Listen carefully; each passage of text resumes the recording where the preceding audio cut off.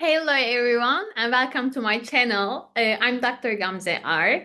I research American culture and literature and I graduated from my PhD last year in January in the field of African American children's literature. My research focuses especially children's literature, but the American culture and literary studies, literature analysis, so all of them. In today's video, I want to talk about a question that comes up all the time, especially outside the United States. Why are children's books so political in the United States? So, why do picture books spark debates, bans, protests, and even court cases? After all, they are just children's books, right? Well, not exactly.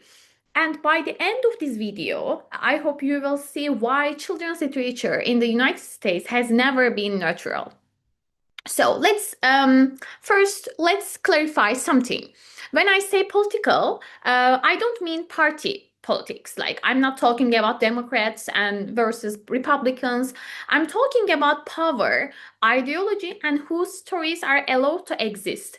Children's books answer very big questions even when they look small. Like, for example, who belongs, whose childhood is considered normal, what kinds of families matter, whose history is worth telling, what values should children grow up with. The moment a book answers any of these questions, it enters political territory, right?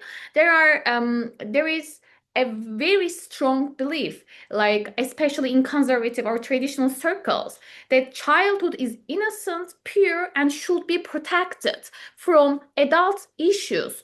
But scholars of children's literature have shown us something important. Childhood is not a natural state. It's the socially constructed. What we think children should know, feel, or understand changes across time, culture, race, and class.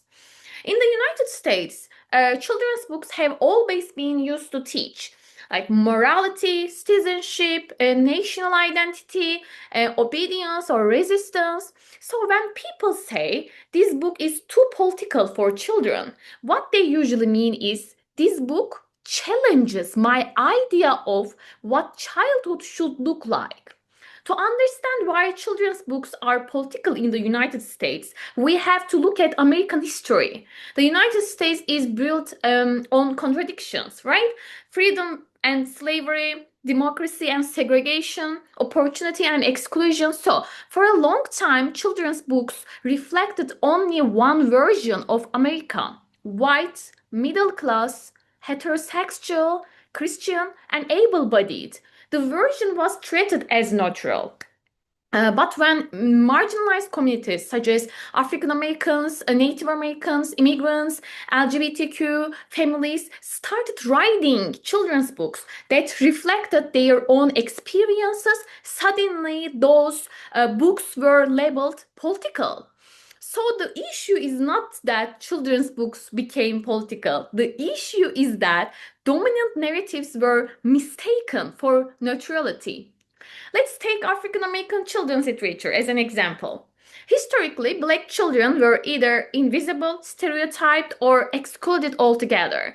African American children's books emerged as a form of resistance. They asked questions like, what does black childhood look like beyond trauma?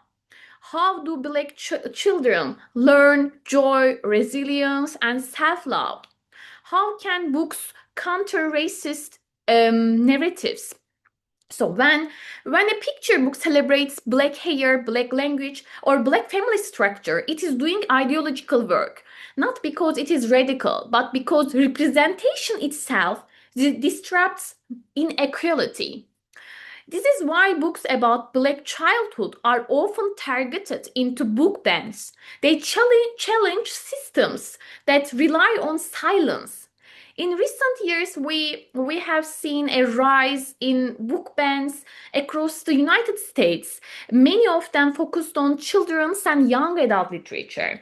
The books most frequently challenged tend to include race, racism, gender, sexuality, non traditional families. Why? Because children's books shape the future reader. They shape empathy, critical thinking, identity formation. So, controlling children's literature is a way of controlling cultural memory and future citizens. This is why debates around children's books are never just about books, they are about who gets to imagine the future. Another important point, children are not passive. And research shows that children actively interpret what they read. They ask questions, they make connections. Good children's books do not indoctrinate. They invite dialogue. They help children understand difference, develop empathy, question injustice. In this sense, political children's books are not dangerous. They are educational tools for democratic thinking. So, why are children's books political in the United States? Because childhood is ideological, representation matters, stories shape values, and silence is never neutral. Children's literature is one of the earliest spaces where society negotiates identity, belonging, and power. And that's precisely why it matters so deeply. And thank you so much for watching.